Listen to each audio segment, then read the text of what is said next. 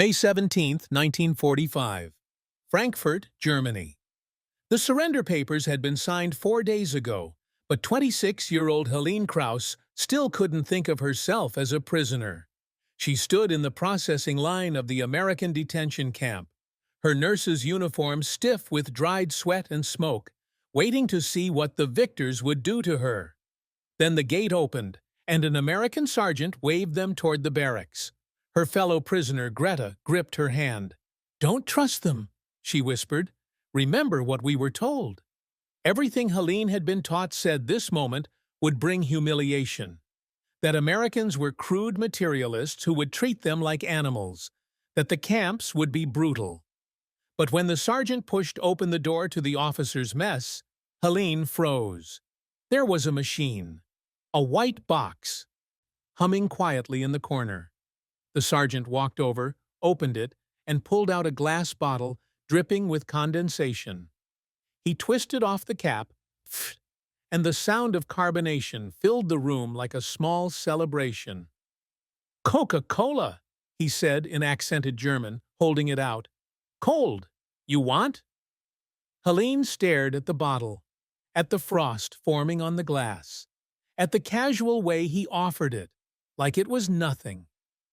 Her entire world tilted on its axis, because the hand offering that bottle was steady, kind, and completely indifferent to the power it held. But before we explore this remarkable moment that shattered everything these women believed about their enemies, hit subscribe and leave a comment telling me where you're watching from.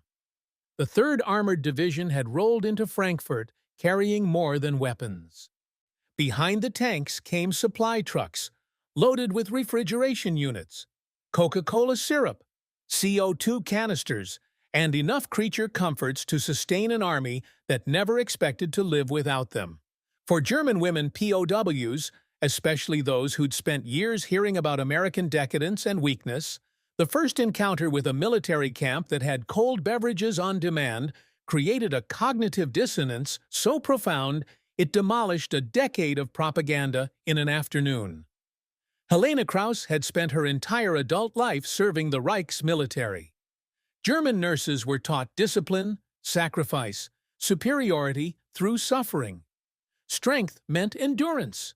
Weakness meant comfort. Her supervising physician, Dr. Reichmann, had been particularly emphatic during a 1943 briefing. "The Americans," he'd said, "are soft. They cannot win a war of will because they cannot stomach hardship. They need their luxuries, their frivolous drinks, their childish distractions. This is why we will prevail." Helene had believed him. Why wouldn't she? Dr. Reichmann was educated, decorated, someone you trusted. But now, standing in an American camp with electric lights blazing and a refrigerator humming like some miracle from a future she'd never imagined, Helene watched the sergeant pull out another bottle. He handed it to Greta, who took it with trembling hands. "It's cold," Greta whispered, pressing the bottle to her cheek. "How is it this cold?" The sergeant just smiled and gestured for them to sit. No interrogation, no cruelty, just chairs and cold drinks and that steady, impossible kindness. That night, Helene sat on a clean cot, holding an empty Coca-Cola bottle in her lap, while Greta wept quietly in the bunk beside her. "Not even our generals have this," Greta kept saying. "Not even our generals." Neither did we, Helene thought. And we never knew. Berlin, 1941. Helene was 22 when she first sat in the racial science classroom at the Reich Nursing Academy. The room smelled like chalk dust and floor polish. On the wall hung a chart showing the hierarchy of civilizations. Germania at the peak, America somewhere in the middle, labeled in red, kulturlos, materialistisch, decadent, cultureless, materialistic, decadent. Instructor Vogel, a severe woman with wire-rimmed glasses, stood at the front and pointed to photographs of New York City. Crowded streets, neon advertisements, women in short skirts laughing outside department stores. "This," she said, her voice crisp as breaking glass, is the American disease. They have no soul, only appetite. She clicked to the next slide. A family eating dinner in front of a radio, surrounded by gleaming appliances. They drown in luxury while we fight for honor, Vogel continued. They are weak because they have never suffered. They are vulgar because they worship only material things. They know nothing of sacrifice, nothing of discipline, nothing of the strength that comes from hardship. Helene wrote it down in her notebook, word for word. She believed it. Of course she did. Instructor Vogel had trained in Munich. She had credentials, authority, and everything she said made sense with what Helene already felt. That German endurance, German order, German self-denial made them better. The propaganda didn't stop in the classroom.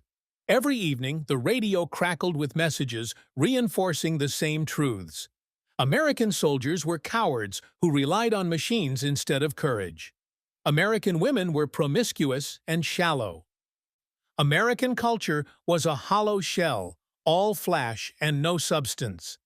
They cannot defeat a people hardened by purpose, the voice on the radio announced one night in 1943. We are forged in discipline. They are softened by ease. Helene, stitching a torn uniform by candlelight in her barracks, felt a surge of pride. She was part of something greater. Something pure. While Americans wasted their resources on trivial comforts, she and her fellow nurses served a higher calling.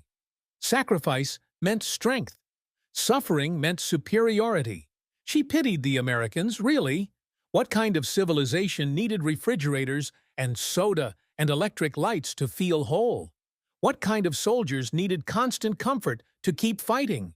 Weak ones, pathetic ones, ones destined to lose. Even in 1945, as the war turned and supplies dwindled, Helene clung to that belief. When there was no medicine, she told herself it was because German resources went to the front lines, to victory, not vanity. When there was no heat, she wore her coat and called it resilience. And when the Allies closed in and the broadcasts grew frantic, insisting that surrender would mean brutality, she believed that too. Because everything she'd been taught said the Americans were inferior. Morally, spiritually, culturally. Everything she'd been taught said that even in defeat, Germans would remain superior. She believed it right up until the moment an American sergeant handed her an ice-cold Coca-Cola and smiled like hardship had never touched him. And then every word Instructor Vogel ever said turned to ash. She believed it right up until the moment an American sergeant handed her an ice-cold Coca-Cola and smiled like hardship had never touched him. And then every word Instructor Vogel ever said turned to ash. The journey to the American camp had taken 2 days. Helene and 17 other women, nurses, clerks, a radio operator, walked in a ragged column through the ruins of Frankfurt. American MPs flanked them on both sides, rifles slung casually over their shoulders. No one spoke. The only sounds were boots on broken cobblestone and the distant rumble of trucks carrying the machinery of occupation. Helene's stomach was a knot of hunger and fear. She hadn't eaten in 36 hours. None of them had. Greta walked beside her, pale and hollow-eyed. "They'll separate us," she whispered. "Interrogate us one by one." Another woman, Margaret, a communications officer, nodded grimly. Or worse. No one said what worse meant. They didn't have to. Every story they'd heard about Soviet camps, every whispered rumor about what happened to women prisoners, every propaganda broadcast about Allied cruelty, it all pressed down on them like a physical weight. When the gates of the detention camp finally appeared through the haze, Helene braced herself for barbed wire, guard towers, chaos. What she saw instead made no sense. The camp was organized. Rows of canvas tents stood in neat lines. Medical flags marked a field hospital. American soldiers moved with calm efficiency, unloading crates from trucks, setting up tables. There was no shouting, No violence, just order. An American officer, a captain with tired eyes, checked their names against a clipboard. He spoke through an interpreter, a German-American corporal who looked barely old enough to shave. "You'll be processed, given medical examinations, and assigned quarters," the interpreter said. "If you're injured or sick, tell us now." Helene stared at him. "Medical examinations?" "This way," an MP said, gesturing toward a tent. Inside, a female nurse, an actual army nurse with a red cross on her sleeve, waited with stacks of folded blankets. She handed one to each woman without a word, her expression neutral but not unkind. Helene took the blanket. It was clean. Rough wool, but clean. Her hands started shaking. The rations came an hour later. Tin plates, canned stew, bread that wasn't moldy, coffee, real coffee, hot and bitter and impossibly abundant. Helene sat on a wooden bench in the mess tent, staring at the food in front of her. Around her, the other women ate in stunned silence. One of them, Anna, a clerk from Hamburg, started crying halfway through her meal. "I don't understand," Anna said, her voice breaking. "Why are they feeding us?" No one answered, because the answer was too humiliating to say out loud, because they can afford to, because they have enough. Helene forced herself to eat. Each bite tasted like shame. Not because the food was bad, but because it was good. Better than what she'd eaten in months. Better than what German soldiers had at the front. The enemy was feeding her better than her own government ever had. That night, lying on a cot with a blanket that didn't smell like mildew, Helene stared at the canvas ceiling and felt something crack inside her chest. Not anger, not relief. Something worse. Gratitude. And she hated herself for it. That night, lying on a cot with a blanket that didn't smell like mildew, Helene stared at the canvas ceiling and felt something crack inside her chest. Not anger, not relief. Something worse. Gratitude. And she hated herself for it. 60 kilometers south, another German woman was learning the same impossible lesson. Margaret Schiller, 34, a Wehrmacht administrator, had been hiding in an abandoned farmhouse outside Darmstadt for 5 days. No food, no clean water, just fear and the smell of smoke drifting through broken windows. When she heard boots on the wooden steps, she pressed herself into the corner and stopped breathing. The door creaked open. An American soldier stood in the doorway, young, black, with corporal stripes and cautious eyes. Corporal James Thompson, though Margaret didn't know his name yet. She only knew what she'd been taught. Dangerous, savage, uncontrollable. She waited for the worst. Thompson raised both hands slowly. "Ma'am," he said in English, then tried again in broken German. "Nicht? Schießen?" "Don't shoot." Margaret wasn't armed. She was filthy, starving, shaking with exhaustion. Thompson stepped back, giving her space. He reached into his pack and pulled out a canteen, set it on the floor, then a ration tin. Then he backed toward the door. "Food," he said, pointing. "Water. You. Safe." He left. Just left.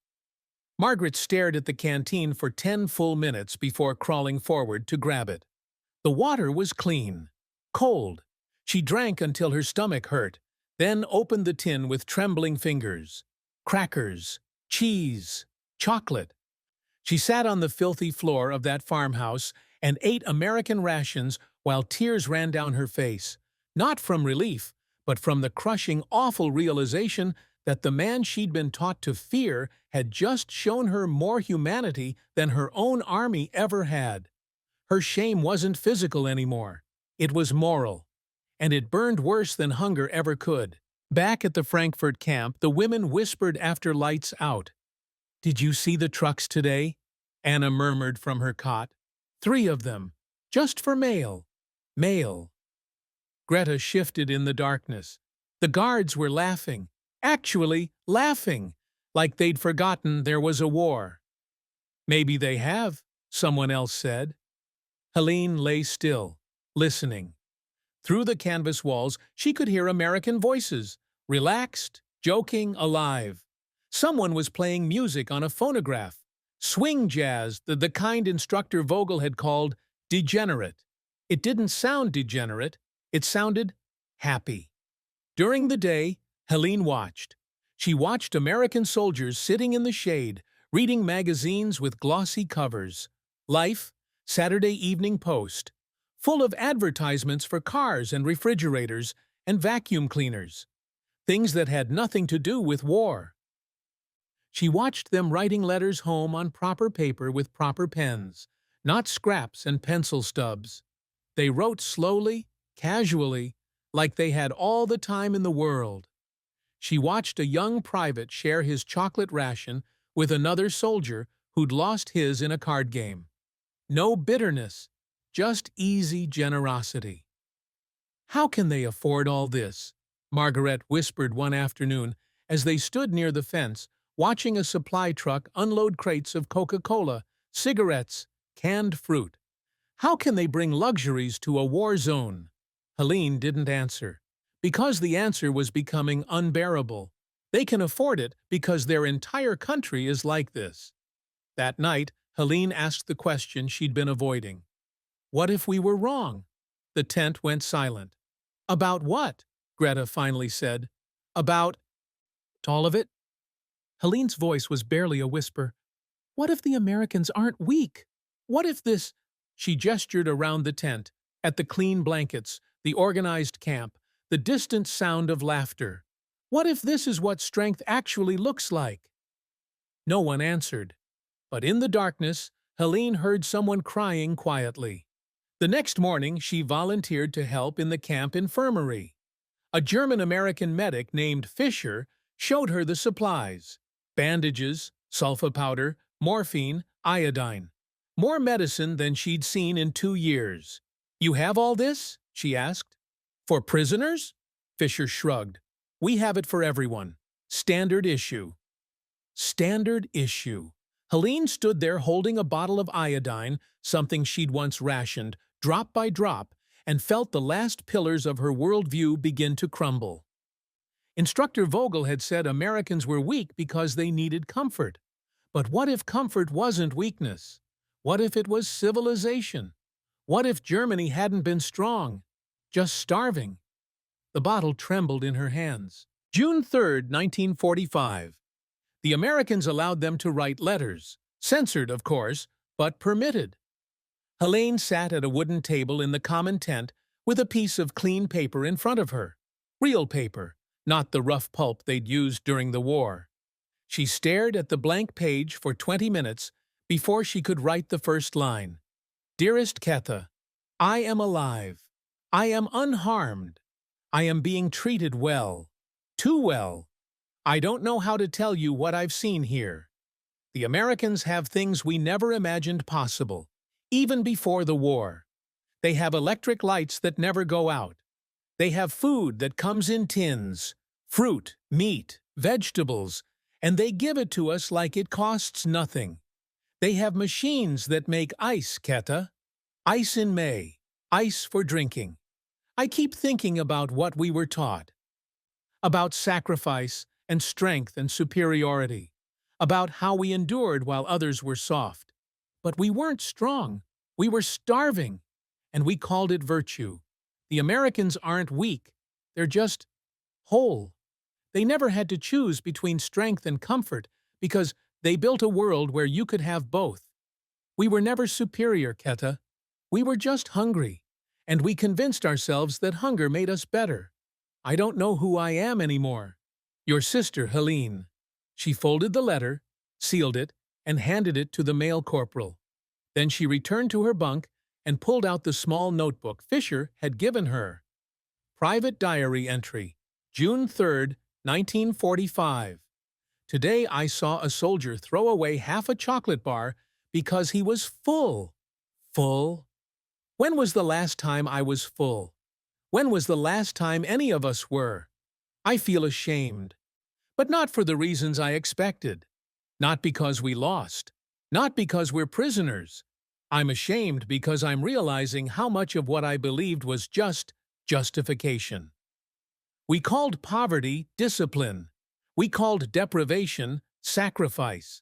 We called suffering strength. But the Americans suffer too.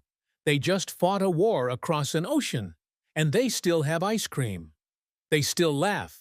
They still play music. Maybe that's what civilization actually means. Not enduring misery with pride, but building something good enough that you don't have to. Dr. Reichman said they were weak because they couldn't stomach hardship. But I think we were weak because we thought hardship was the point. The hardest part is this. I'm grateful. Grateful to the people I was taught to hate.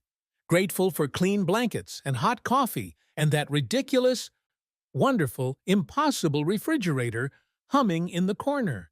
Grateful to be defeated. What does that make me? She closed the notebook and lay back on her cot. Outside, someone laughed. A bottle cap popped. The refrigerator hummed. And Helene wept, not from grief, but from the terrible, liberating weight of finally seeing clearly. June 5, 1945. Sergeant William Hayes sat on an overturned crate outside the mess tent, writing a letter home to his wife in Ohio. Dear Betty, you won't believe what I saw today. One of the German women, a nurse I think, stood staring at the refrigerator for a full 5 minutes. Just staring. Like it was some kind of miracle. When Thompson offered her a Coke, she looked at it like he was handing her the crown jewels. These women stare at the fridge like it's magic, Betty. Like they've never seen anything so incredible in their lives. Maybe they haven't. We've been giving them the same rations we eat. Nothing fancy. C rations, coffee, the occasional Hershey bar, standard stuff. But you should see their faces, like we're feeding them at the Ritz. It makes you think, we spent 4 years fighting the toughest army in the world, disciplined, fierce, willing to die for their cause. And what broke them wasn't our guns. It was a refrigerator full of Coca-Cola. Isn't that something? All my love. Bill Hayes sealed the letter and looked across the compound. Helene was helping in the infirmary again, organizing supplies with the careful precision of someone who'd spent years making do with nothing. Fisher said she was good, efficient, professional. She barely spoke, but her hands never stopped moving. Yesterday, Hayes had seen her pause while restocking bandages. She'd held up a roll of gauze, turned it over in her hands, then carefully placed it back on the shelf. Her eyes had been wet. Gauze. She'd nearly cried over gauze. The irony wasn't lost on him. They'd fought a regime that worshipped strength, that built itself on iron will and brutal discipline. A regime that convinced its people that hardship was holy, that suffering made you superior. And America, soft, commercial, convenience-obsessed America, had buried them under an avalanche of refrigerated abundance. Not because American soldiers were tougher, but because American soldiers never had to choose between ammunition and food, between victory and comfort, between war and ice cream. They'd fought an empire of wolves with the resources of a nation that could afford to be kind. Thompson walked by, carrying a crate of Coca-Cola to restock the mess. He nodded at Hayes. Crazy, isn't it, Sarge? What's that? We won the war with soda pop. Hayes smiled, but it was a sad smile. Wasn't the soda pop, Thompson. It was what the soda pop meant. Thompson tilted his head. What's that?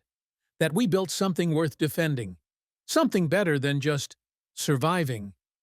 He watched Helene through the infirmary window, her silhouette backlit by electric light that never flickered, never failed. A Coca-Cola bottle sat on the table beside her, empty, but kept. Like a talisman. Like proof. They didn't lose to our guns, Hayes said quietly. They lost to the idea that life could be better than this. Thompson nodded slowly. Damn shame they had to lose a war to figure that out. Yeah, Hayes said. Damn shame. They didn't lose to our guns, Hayes said quietly. They lost to the idea that life could be better than this. Thompson nodded slowly. Damn shame they had to lose a war to figure that out. Yeah, Hayes said. Damn shame. Not every story ended with quiet revelation. Some ended with revolution. Stuttgart, September 1946. Greta Hoffmann stood in the registry office wearing a borrowed dress and holding the hand of Corporal David Washington, a mechanic from the 761st Tank Battalion. Her mother refused to attend. Her father had disowned her in a letter that arrived 3 weeks prior. You have betrayed your blood, your nation, and your family. You are dead to us. Outside, a small group of German civilians gathered, their faces twisted with disgust. Someone spat on the steps. Someone else shouted, "Verräter!" Traitor. Greta squeezed David's hand tighter. The magistrate, an elderly German man who'd survived the war by keeping his head down, looked at them over his spectacles. "Are you certain?" he asked Greta in German. "You understand what this means?" She met his eyes. "I understand perfectly." What it meant was exile, ostracism, a life caught between two worlds that wanted nothing to do with her. But it also meant something else. It meant choosing truth over lies, humanity over ideology, love over the poisonous propaganda that had taught her to hate a man whose only crime was existing. David had been patient, too patient, maybe. He'd waited months after the camp closed, after Greta was released, after she'd had time to return to what was left of her old life. "You don't have to do this," he'd told her. "I know what it costs." But Greta had already counted the cost. She thought about the nights in the camp when David had shared his rations, taught her English, told her stories about growing up in Chicago. She thought about the way he'd treated her, not as enemy, not as prisoner, not as conquest, but as human. She thought about everything she'd been taught and everything she'd learned. Better a traitor to lies, she'd said, than loyal to evil. The ceremony took 4 minutes. When it ended, David kissed her gently, and Greta heard someone outside shout something vile. She didn't flinch. They walked out together into the September sun, past the angry faces, past the judgment, past the old world that wanted her back and the new world that wasn't sure it wanted her yet. "You okay?" David asked quietly. Greta thought about it. About her parents' rejection, about the friends who'd turned away, about the life she'd left behind. Then she thought about the refrigerator in the camp, the kindness of strangers who should have been enemies, the slow, painful shattering of every lie she'd ever believed. "I'm free," she said. And she was. They weren't alone. Across occupied Germany, dozens of similar stories unfolded. German women who'd discovered that the men they'd been taught to fear were capable of gentleness. American soldiers who'd found love in the ruins of ideology. Each marriage was an act of defiance. Each ceremony, a quiet revolution. They married not just each other, but the future, a world where a Black American and a German woman could build something together from the ashes of hate. Love, it turned out, was the ultimate ideological betrayal. And the most honest form of surrender. Hamburg, 1968. Helene Kraus, now Helene Meyer, stood in her kitchen on a warm June afternoon, her hand on the refrigerator door. She was 49 years old, a mother of 3, a nurse at the city hospital, a woman who'd built a quiet, unremarkable life from the ruins of the one she'd lost. But every time she opened the refrigerator, she was 26 again. Her youngest daughter, Anna, pulled out a bottle of Coca-Cola and twisted off the cap. The familiar hiss of carbonation filled the kitchen. "Mama?" Anna said, noticing her mother's expression. "Are you all right?" Helene smiled, though her eyes were distant. "I'm fine, Liebling. Just remembering." "Remembering what?" Helene pulled out a chair and sat down.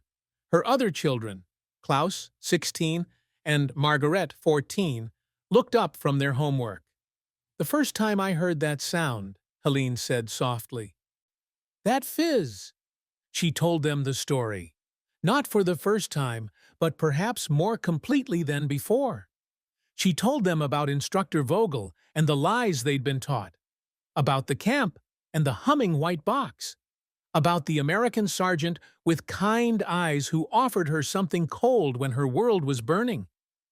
"That sound," she said, gesturing to the Coca-Cola bottle in Anna's hand. "That fizz, that was the sound of everything we'd been wrong about." Klaus frowned. "Just a drink made you realize that?" "Not just the drink," Helene said. "What it represented. The Americans didn't just defeat us with tanks and bombs. They defeated us with normalcy. With the simple, impossible fact that they'd built a civilization where even enemies could be treated with dignity, where there was enough for everyone." Margaret, named for a friend Helene had lost touch with years ago, spoke quietly. "Were you ashamed?" "Deeply," Helene said. "But shame can teach you things that pride never will." She stood and walked to the window, looking out at the rebuilt city. Hamburg had risen from the ashes. So had Germany. So had she. But some truths, once learned, never left you. "You know when the war really ended for me?" Helene said, her voice barely above a whisper. "Her children waited. The day I drank something cold." Anna held up her Coca-Cola bottle, studying it with new eyes. The condensation dripped down the glass. The bubbles rose and burst. The same simple magic that had shattered a world 23 years ago. "Did it taste good?" she asked. Helene turned from the window, and for a moment she was young again, starving, ashamed, grateful, and utterly transformed. "It tasted like the truth," she said, and that, she'd learned, was the coldest thing of all.